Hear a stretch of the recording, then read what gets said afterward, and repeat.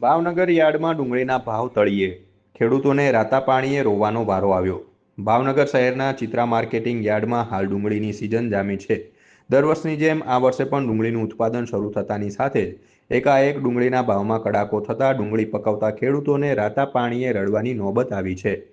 ખેડૂતોને ડુંગળીના ભાવ એટલા નીચા છે કે ખેડૂતોને વાવેતર, ખાતર, દવા અને મજૂરીનો ખર્ચ પણ માથે પડી રહ્યો છે।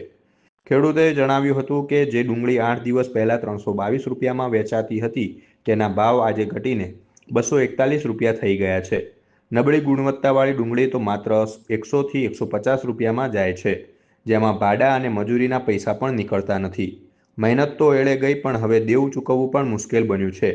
ભાવનગરના ખેડૂતોએ હવે સરકાર સમક્ષ પોષણક્ષમ ભાવ અથવા ખાસ પેકેજની માંગ કરી છે। અત્યારે અમે ડુંગળી લઈને આવ્યા છીએ, એમાં અમારે 150 રૂપિયા ભાવ આવ્યો છે અને ત્યાંથી અમે જ્યારે શરૂઆત કરી ત્યારે મજૂરીનો ખર્ચ 400 રૂપિયા તો એક મજૂરના દાડી હોય છે।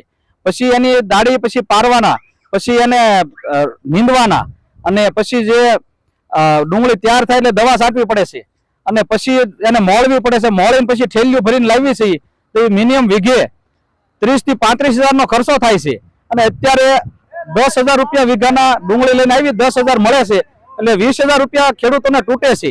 એટલે સરકારને એવું નિવેદન છે કે કા ખેડૂતોને ડુંગળીના ઠેલીએ એને સહાય આપે અને કા નિકાસ આપે અને ડુંગળી જ્યારે મોંઘી થાય છે ત્યારે તો એમ કે છે ગરીબોની કસ્તુરી અને ગમે ત્યાંથી ટ્રાન્સપોર્ટ કરીને લાવવામાં આવે છે અને અત્યારે કોઈ જાતનું સરકાર આમાં ધ્યાન દેતી નથી, નથી નિકાસ આપતી અને એક ડુંગળી 2 વકલ કર્યા હોય તો એકનો 150 રૂપિયા ભાવ આવે છે અને એકના 50 રૂપિયા આવે છે।